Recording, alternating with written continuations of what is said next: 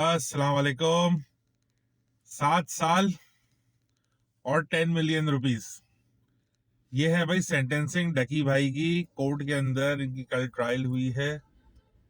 अगर ये गिल्टी होता है, 7 साल की सजा और 1 करोड़ रुपए जुर्माना।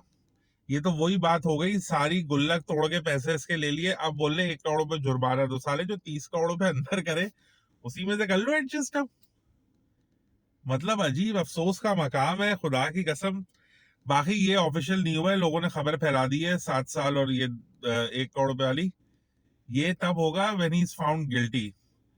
मगर इसकी मिजरी खत्म होते हुए नजर नहीं आ रही है किसी को, क्योंकि फिर से अभी 14 दिन का एक्सटेंशन हो गई है जुडिशियल रिमांड में इनके। मतलब अब इनकी सुनवाई की होगी 3 नवंबर को। 64 डेज हो चुके इसको जेल के अंदर, और अब फिर 14 दिन और। ना फैसला ना कुछ। बाबा ओपी जेल से निकल गए, उनकी जमानत हो गई है। बंदा चिलिंग कर रहा है घर पे, व्लॉग आएगा लड़के का। पहले तो डकी के सपोर्ट में बात करेगा, फिर देखेंगे जो भी आएगा। अब कल इसी का लॉयर, वही हमारे फयाज भाई, स्टेटमेंट दे रहे सबको। 3-4 माइक लगे हुए, फुल एतजार हसन वाली फीलिंग आ रही मेरे बॉय को। बंदे से ट्रायल का पूछा तो उसने ट्रायल का बताया, इस बात को भी कंफर्म करा उसने, 7 साल सजा। अच्छा, खुशखबरी ये है डकी के फैंस के लिए, जो भी एक आध हैं जो बच गए, कि 7 साल नहीं है भाई, 3.5 साल है। जिसको नहीं पता है मैं बता देता हूँ। जेल के अंदर 12 घंटे एक दिन काउंट होते, तो डबल का हिसाब है एक दिन का। तो 3.5 साल में लड़का बाहर आ जाएगा हमारा। पाकिस्तान बिगेस्ट यूट्यूबर, उसको क्रिमिनल बना दिया। ये लोग कह रहे हैं भाई बनाया है या वो पहले से था, इसके ऊपर ट्रायल पे बात चल रही है। इनके वकील से किसी ने पूछा कि भाई डकी को किसके साथ रखा हुआ है, उसकी मेंटल हेल्थ क्या है। तो बोलता है हाँ, इनको आम मुजरिमों के साथ रखा हुआ है। मेंटल हेल्थ तो आपको पता है कैसी होगी। एक बंदा व्लॉगर, शान और शोहरत के साथ रहने वाला, वो उसको भी एक कमरे में बंद कर दो तो वो पागल हो जाएगा।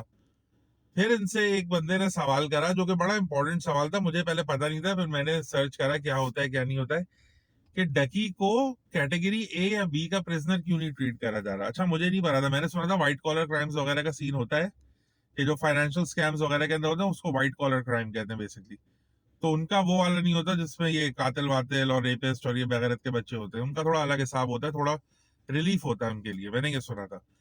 कैटेगरीज क्या है, ए और बी होती है सुपीरियर कैटेगरी प्रिजनर्स की, सी होती है ऑर्डिनरी। अब इनसे पूछा तो ये बोलते हैं कि नहीं, हमने अपील करी थी मगर वो रद्द हो गई है। अच्छा, ए और बी कैटेगरी के जो होते हैं वो लोग होते हैं जो कि एक आर्मी का बंदा है या आर्मी ऑफिसर है या कोई सिटिंग पार्लियामेंटेरियन है। उन लोगों को ए और बी कैटेगरी मिलती है, इनको सी मिली है। ऑर्डिनरी लोगों के साथ, जो भी चरसी मवारी जिनको पकड़ा हुआ है, उसके साथ ही हमारे डकी भाई रह रहे हैं। एक और सवाल इससे करा जो कि मुझे हैरत हुई, इसके लॉयर को मेरा दिल चाह रहा था मैं 4 जूते लगाऊं उसको। उससे बोलने के आपको क्या लगता है कि कैटेगरी बी में इनको ना रखना मुनासिब है? कह रहे नहीं, बिल्कुल मुनासिब नहीं है। उसने अपनी जिंदगी में इतना अचीव करा है, पाकिस्तान का इतना बड़ा नाम है, इतना उसने पाकिस्तान की इकोनॉमी के लिए करा है, टैक्स पेयर है, फलाना ढमका। और आपको तो पता ही है कि लोग पीएचडी लोगों को मिल जाती है उनकी सर्विस के लिए लाइफ में। मतलब ये बंदा ये इम्प्लीकेट करना चाह रहा था, उससे डकी की क्वालिफिकेशन किसी ने पूछी तो बोलता है कि नहीं, वो तो देखिए सर्विस जो होती है मुल्क के लिए या कुछ लाइफ अचीवमेंट होती है तो उससे उसको पीएचडी मिल जाती है काफी लोगों को, जो कि है ऐसा लॉ। भाई मुझे एक बात बता फयाज रामे मेरी जानी, कि इसकी क्या लाइफ अचीवमेंट है? घर को नंगा दिखाना, खुद नंगा सड़कों पर होना, माँ बहनों को दिखाना, बीवी को दिखाना, क्या इसमें क्या अचीव करा इसने मेरी जान? अगर इसके भाई के मुताबिक आप भी बोल रहे हो कि वीडियो रोज एडिट करके डालना एक बहुत बड़ा स्ट्रगल है, तो भाई दुनिया का सारे एडिटर्स को पीएचडी दे दो, होगा डॉक्टर एबीसी किसमें, एडिटिंग में या व्लॉगिंग में। भाई कोई इसने नोबल काम करा हो या कोई ईदी की तरह करा हो, जिंदगी लगाई हो, 9 साल छपड़ी पना करा है इंटरनेट के ऊपर, और आप कह रहे हो कि पीएचडी दे दो। पीएचडी, ये बीवी की वाइन्स वाला पीएचडी चाहिए, प्रिटी ह्यूज, समझ रहे हो ना? तो ये वो देना चाहिए इसको। साले इसको पीएचडी किस चीज में दे दें? फांसी फैलाने के अंदर। मतलब भाई कैटेगरी बी नहीं मिली तो ये इनके साथ नाइंसाफी कर दी है। मतलब ये बहुत ज्यादा नाइंसाफी हो गई डकी भाई के साथ कि उसको नॉर्मल लोगों के साथ रखा हुआ है। अच्छा, एक और बात इसके वकील ने बताई कि जो अभी जो ऑफिशियली चालान कटा हुआ है ना, वो 3 लोगों पे कटा हुआ है। एक डकी के ऊपर, एक उसकी वाइफ अरूप के ऊपर, और तीसरा है सैफ, इसका जो मैनेजर था। 4 और नाम कल कोर्ट के अंदर आए, जिसमें से एक नाम में मैं बड़ा इंटरेस्टेड हूं, वो है हमारे अरीब द बॉय परवेज का।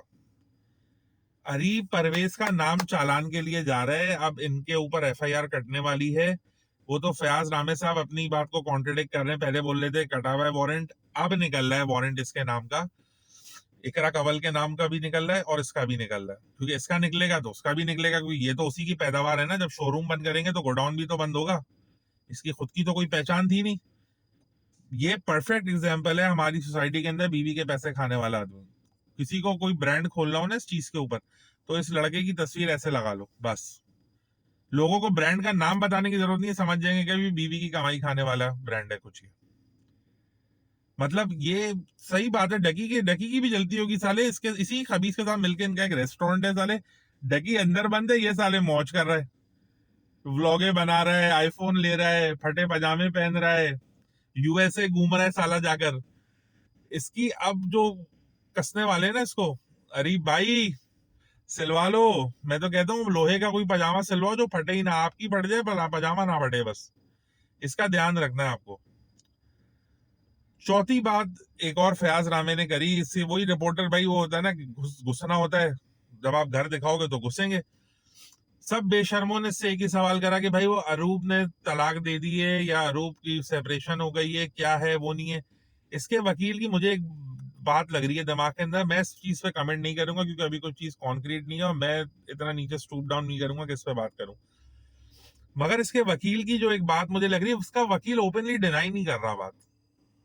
ये एक बहुत वो है कि भाई इसको बिल्कुल करे नहीं, अभी कोई ऐसा सबूत नहीं है। भाई सबूत क्या नहीं है, तू वकील है, तुझे पता होगा, क्योंकि इसकी वाइफ नहीं आ रही है अब ट्रायल पर।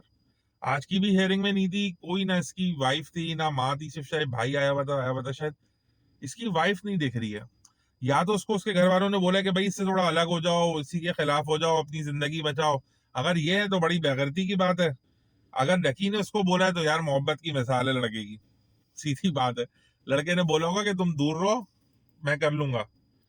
तो भाई ये कहानी है 1 करोड़ और 7 साल वाली, जो पूरे यूट्यूब और सोशल मीडिया पे भरी हुई है ना। ये कहानी है सीधी सादी, अभी कोई चीज कॉन्क्रीट नहीं हुई। हाँ, अगर गिल्टी होगा तो ये सजा है। और दूसरी चीज ये है कि कैटेगरी सी के अंदर ही जाएगा। जो लुच्चे लफंगों को जो उठाते हैं ना, उन्हीं के साथ ये जेल जाएगा। मिक्स्ड व्यूज आ रहे हैं सोशल मीडिया के ऊपर। एक तरफ लोग कह रहे हैं कि बहुत ज्यादती हो रही है, एक तरफ लोग कह रहे हैं कि सही हो रहा है।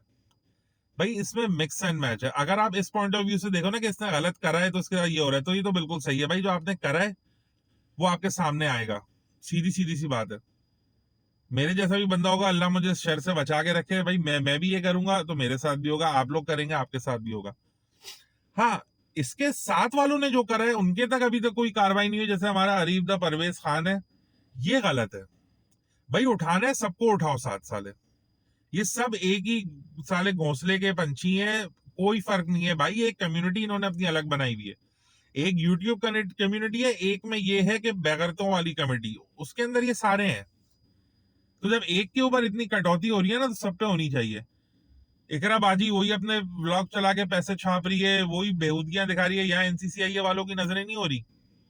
या ये कौन को मुल्क का नाम रोशन कर रही है? ये आरफा करीम है या कौन है भाई? ये है तो बेहूदा पानी कर रही है ना अभी तक इसके ऊपर तो कुछ नहीं करा किसी ने।